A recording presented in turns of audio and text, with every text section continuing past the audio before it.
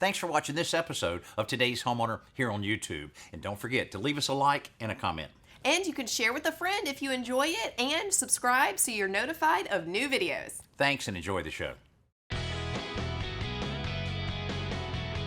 For this young Indiana family, getting ready for winter is about to get easier thanks to our 4 seasons of home ownership. Laura can come out and scrape my car for me in the morning. I feel that he can do that by himself.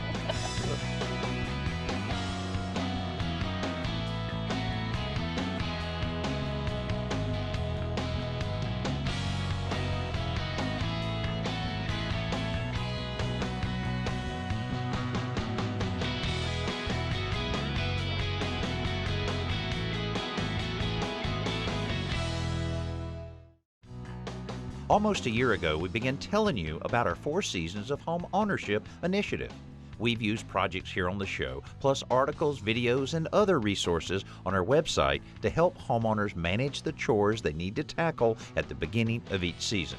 To roll out our winter list of chores, we've traveled to Carmel, Indiana. This cool little suburban town just outside Indianapolis is home to the Coopers, Stephen, Laura, and Joel. We moved into this house about 3 months ago. Did I mention that Joel is 2 years old?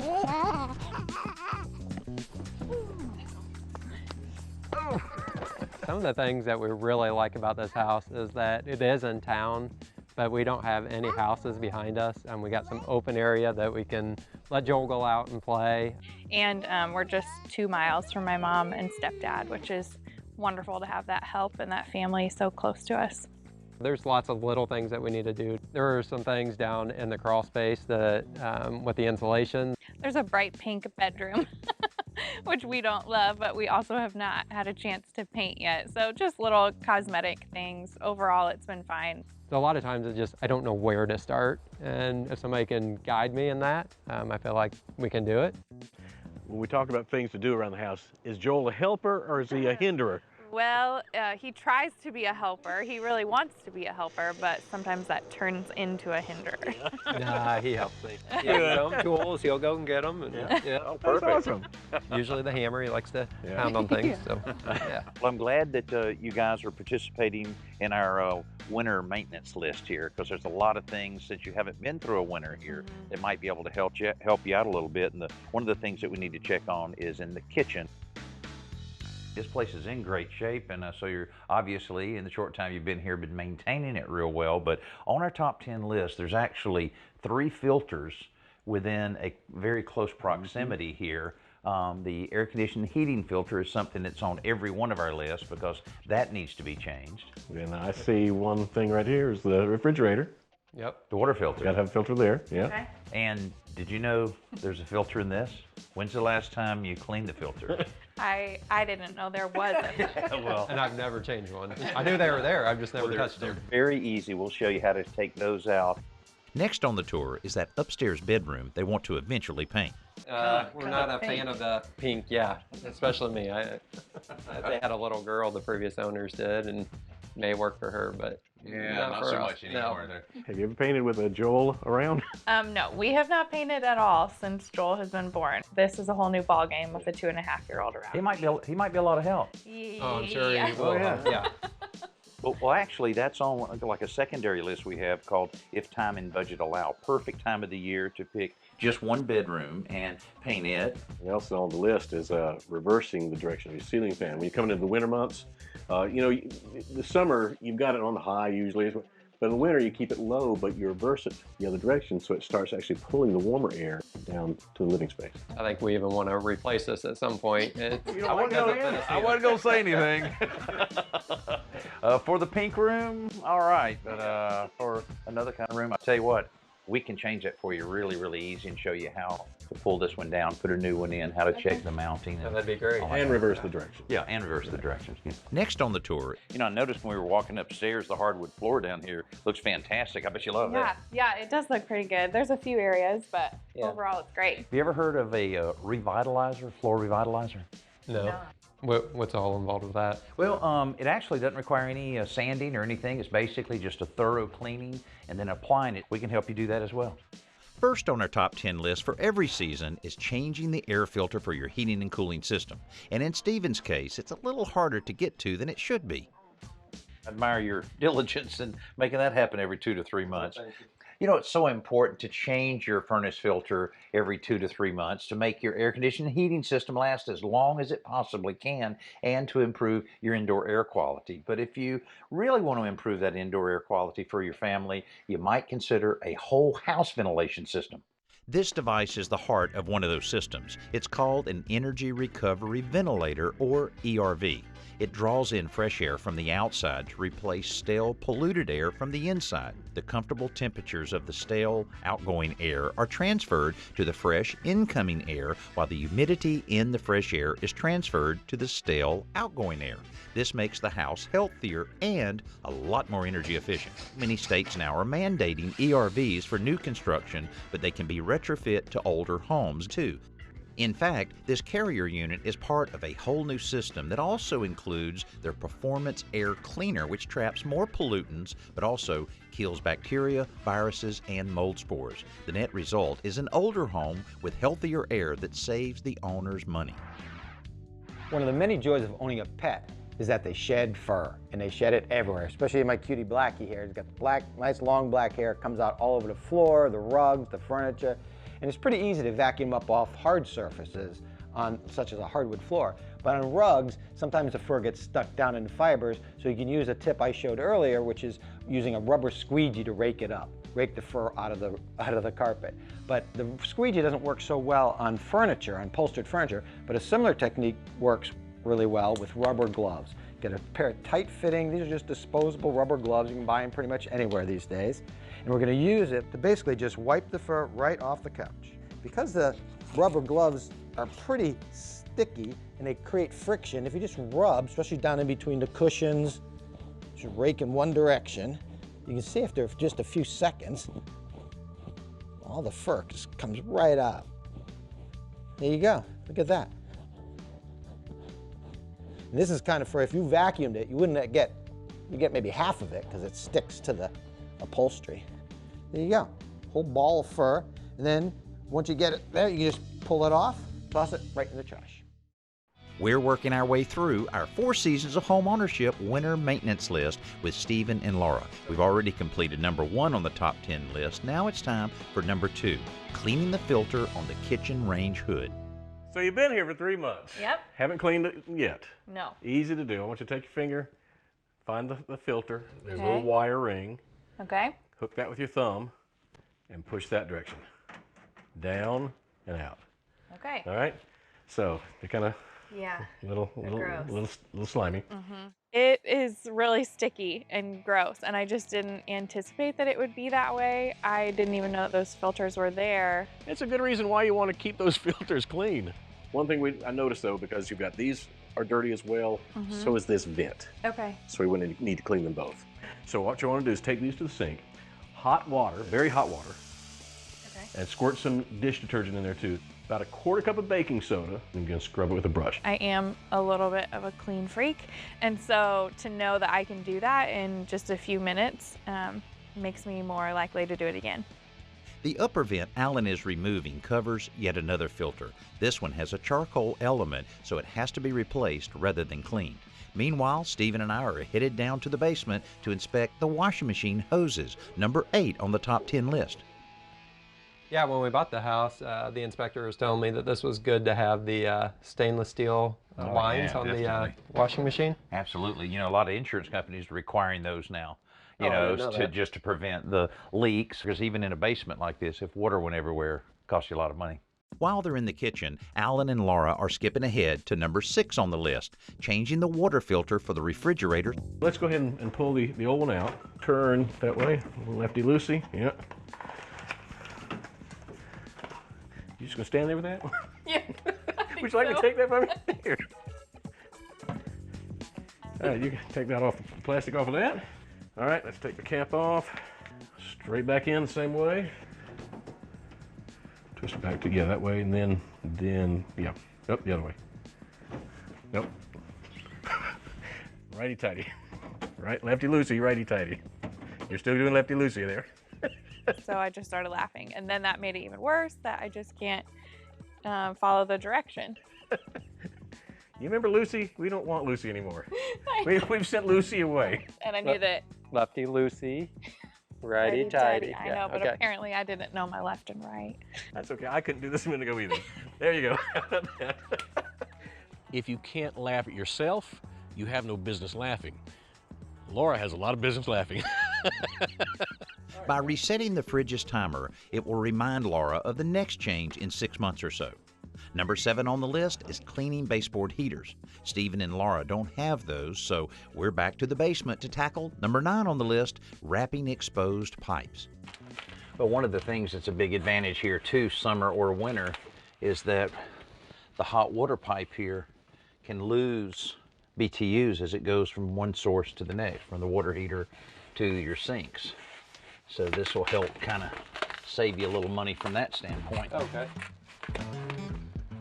In addition to exposed pipes, it's also important to insulate the exposed faucets on the outside of the house. If you have a standby generator outside, you want to make sure it's ready to use too. That's number 5 on the list. Many of the models made by Generac can be upgraded with their mobile link option, which allows your generator to communicate with your smartphone or tablet. You can view its status, maintenance needs, run history, and remotely adjust its self-test schedule. Better yet, you can connect your account to an authorized dealer so that they can handle that maintenance for you and ensure the generator is ready when the winter weather gets nasty. Speaking of nasty weather, earlier we skipped over number 3, preparing your snowblower. We checked the oil. Checked the oil. That was good. New spark plug. New spark plug. Check the We've fuel. added gas. Right. We're good there. Right. Anything about a filter? No air filter. A lot of times, most snow blowers don't have an air filter. Okay. So we're good there. Number 4 is gathering rock salt, sand, and snow shovels. So Alan has brought along some brand new tools from our friends at True Temper. And then, of course, for the cars, you can't forget these. There's your brushes and scrapers for the windshields. That would be nice. That way Laura can come out and scrape my car for me in the morning. We got the might nice happen. long extended one so you can clean my car. Yeah. Right. I feel that he can do that by himself. She's not buying it, but something they do agree on is changing that ceiling fan in the pink room. So before we check off number 10, which is reversing the rotation of the ceiling fan blades, Alan is helping Stephen and Joel change out the old fan. I keep pulling the wires, and the wires keep coming, and whoever installed that old fan didn't trim the wires off at all. So before, this fan was wired to your neighbors. Oh, yeah. So you'll be paying for it now. So what do you do with the grounds? Because I saw at least, what, 2 up there? Yes, you've got actually 3 ground lines. You've got a ground that's from the motor, you got a ground on the plate here, and a ground from the house wire. So all 3 of those are wired together. You think you'll miss pulling the butterfly? No. So on our list is reversing the fans for wintertime. And there's a saying, your fan should turn counter when it's hot, with the clock when it's not. That's my saying. That's awesome. I'm going to appreciate it. So let's go ahead and turn our fan off. Go ahead, if you will. Okay. Hit your toggle. All right, and turn it back on. Good, thank you. You know, improvements to the actual paint that you put on our walls has come a long way. Now, pretty much all the paint you see on your walls is latex, which means that it's easy to clean up. Also, manufacturers have wisened up and they've put the primer and the paint in one can, so it doesn't take as long to complete your project. But when those improvements rolled out on the market, they were pretty pricey. Absolutely. Scrubbable flat paint was a little pricier, and it's relatively new to the paint industry. One of the reasons I like to recommend the scrubbable flat paint is because it helps hide imperfections on walls, and people really love that fact. That's so true. And like you say, when scrubbable latex paint first rolled out on the market, it was pricey. Well, Glidden's come out with their diamond scrubbable paint, and it's half the price. So now you can get a scrubbable paint and you're not breaking the bank. And you can get up to 2,500 scrubs with this. That's a lot of scrubbing. That is a lot of scrubbing. So, you know, you can put this in hallways, mud rooms, any area where there's just high traffic area in your house. So if affordability and scrubbability are important to you, I think Glidden's got your solution right here in one can.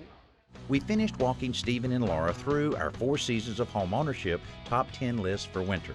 So now we're going to tackle a few items from the If Time and Budget Allow list. Since Stephen's home inspector told him he needed more insulation in the crawl space, we're suiting up to start there. Well, Stephen started out fairly quiet. A lot of homeowners do, but as we're getting to know this guy, he's starting to lighten up a little bit. Why does yours say slim fit? Steve's sense of humor is very dry. We're talking Gobi Desert dry. I feel like I should be selling ice cream.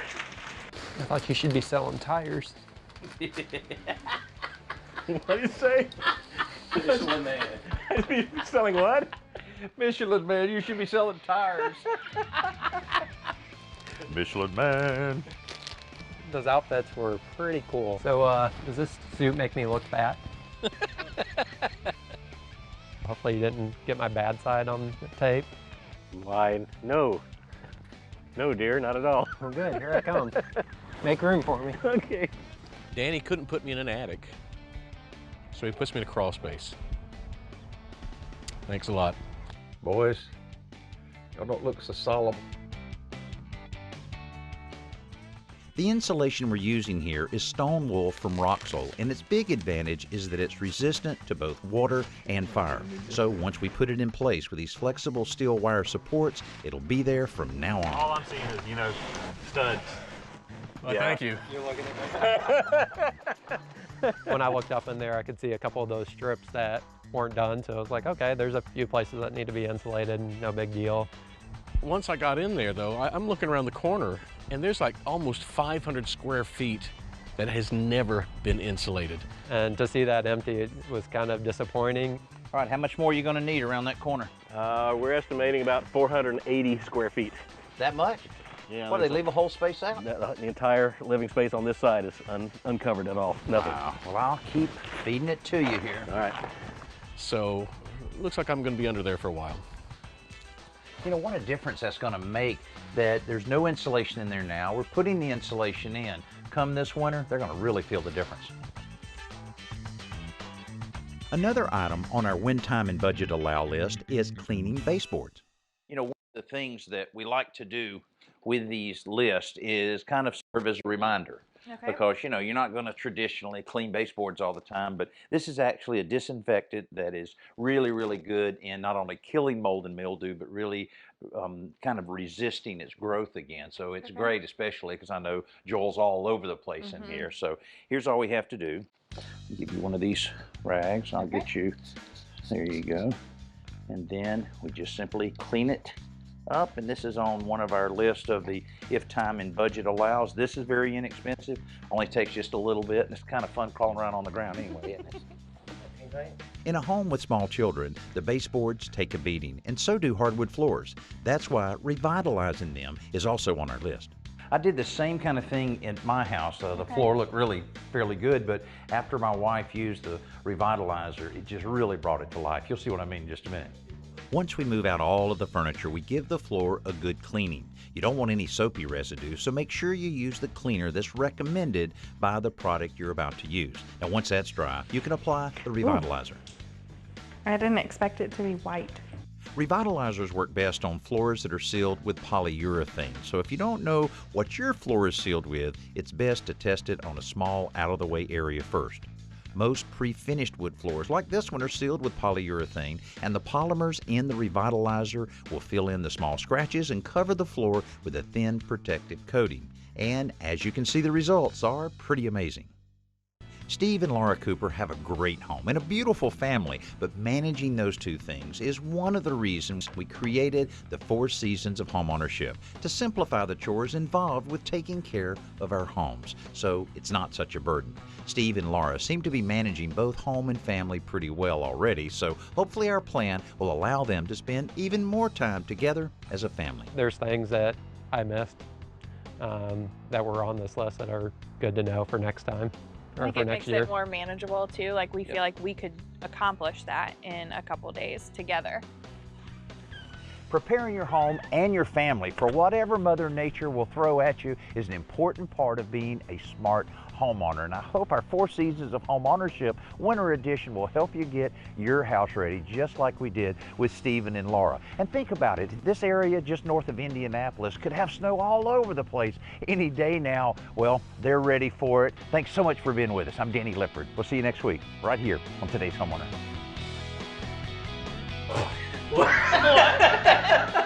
How do you do this, man? in the mic watching you, man. Hey, thanks for watching this episode of Today's Homeowner. And don't forget to comment, like, and hit the bell icon so that we can notify you when new videos are posted. And don't go anywhere, click around and continue the home improving fun.